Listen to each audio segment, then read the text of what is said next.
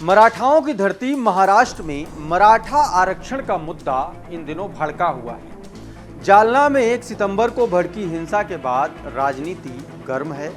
मराठाओं के लिए नौकरियों और शिक्षा में आरक्षण की मांग करने वाले हजारों प्रदर्शनकारियों पर पुलिस के लाठीचार्ज के बाद हिंसा भड़क हुई,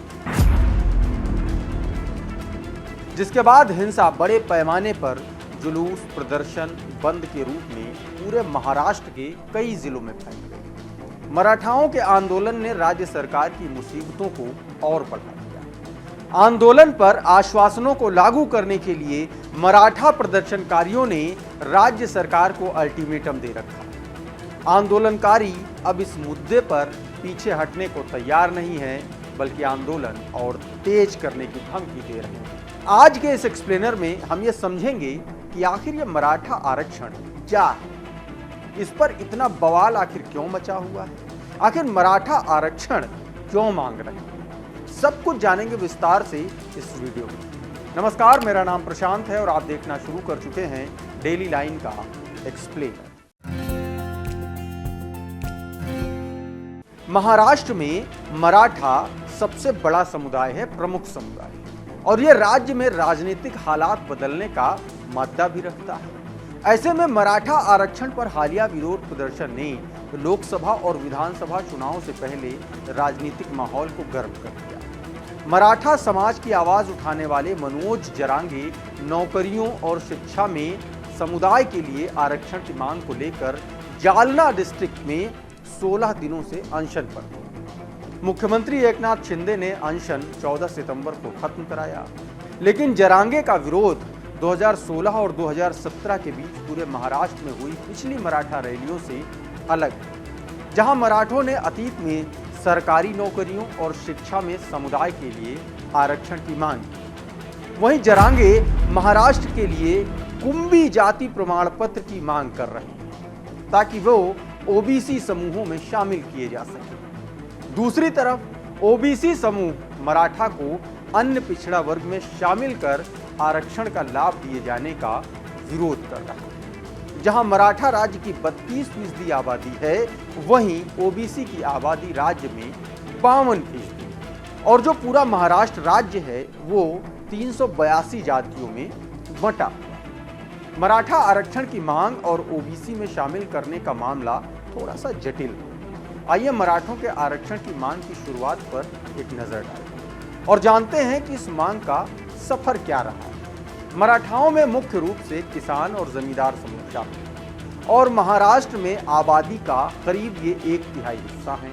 यही नहीं, 1960 के बाद से बने 20 मुख्यमंत्रियों में से 12 राजनीतिक रूप से मराठा समुदाय से हैं। हालांकि कृषि क्षेत्र में हिस्सेदारी और समस्याओं में विभाजन के साथ मिडिल क्लास और लोअर मिडिल क्लास के मराठों की समृद्धि में लगातार गिरावट आई। दरअसल मराठा आरक्षण की मांग दशकों से चली आ रही है। 1981 में मराठों के लिए आरक्षण की मांग हुई। 1981 में मराठों के लिए आरक्षण की मांग शुरू हुई, जब मथाडी लेबर यूनियन के नेता अन्ना साहेब पाटिल ने प्रस्ताव के समर्थन में मुंबई में एक मोर्चा निकाला। मराठा महासंघ और मराठा सेवा संघ ने 1997 में सरकारी नौकरियों और शैक्षणिक संस्थानों में मराठा आरक्षण के लिए एक बड़ा आंदोलन चलाया। इस मुद्दे को साल 2000 में फिर से उठाया गया। दिसंबर 2016 में महाराष्ट्र सरकार ने भी मराठों के लिए आरक्षण को वैध ठहराने के लिए एक हलफनामा दायर किया और दावा किया कि इसमें संवैधानिक प्रावधानों का उल्लंघन नहीं किया है। इसके बाद तत्कालीन मुख्यमंत्री देवेंद्र फडणवीस ने 2017 में न्यायाधीश एनजी गायकवाड़ की अध्यक्षता में एनजी गायकवाड़ समिति का गठन किया और आयोग ने अपनी रिपोर्ट में कहा कि मराठों को सामाजिक और शैक्षणिक रूप से पिछड़ा वर्ग के तहत कोटा दिया जाना चाहिए। दिसंबर 2018 में बॉम्बे हाई कोर्ट में कई याचिकाएं इस मामले को लेकर के दायर की, जिसमें मराठा आरक्षण के फैसले को चुनौती देते हुए यह कहा गया कि यह सर्वोच्च न्यायालय के आदेशों का उल्लंघन है, जिसमें यह कहा गया कि आरक्षण 50% से ज्यादा नहीं होना चाहिए। उच्च न्यायालय ने मराठों के आरक्षण को बरकरार रखते हुए कहा कि मराठों को मौजूदा 16% आरक्षण के बजाय नौकरियों में 13% और शैक्षणिक अनुदान में 12% आरक्षण दिया जाए। इस तरह से न्यायालय ने आरक्षण के फीसदी को घटा दिया।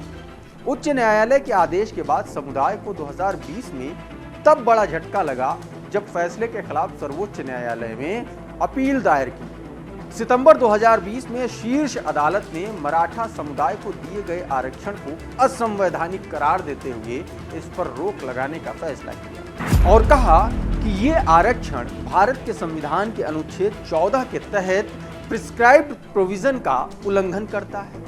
मई 2021 में सर्वोच्च न्यायालय ने मराठों के लिए आरक्षण का प्रावधान रद्द कर दिया।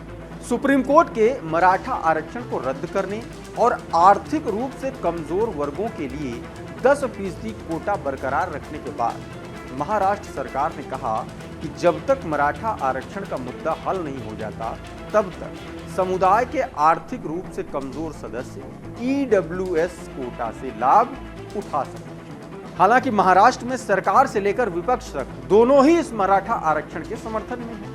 देखना होगा कि मराठा आरक्षण की मांग कब तक पूरी होती है। बहरहाल ये मामला है बहुत जटिल और ये भी देखना होगा कि मनोज जरांगे जो इस आंदोलन का प्रतिनिधित्व कर रहे हैं इनकी मांग को लागू करवा पाएंगे या नहीं, या वो एक नए मसीहा के तौर पर महाराष्ट्र की राजनीति में उभरते हैं। इस एक्सप्लेनर में फिलहाल इतना ही, लेकिन ये वीडियो आपको कैसा लगा हमें कमेंट करके आप जरूर बताइए। वीडियो पसंद आया हो तो इसको लाइक और शेयर जरूर कर दें। ये वीडियो अगर आप हमारे फेसबुक पेज पर देख रहे हैं तो हमारे पेज को फॉलो करना ना भूलें, और अगर ये वीडियो आप हमारे यूट्यूब चैनल पर देख रहे हैं तो हमें सब्सक्राइब जरूर कर लीजिए। हमारे प्लेटफॉर्म का नाम है डेली लाइफ।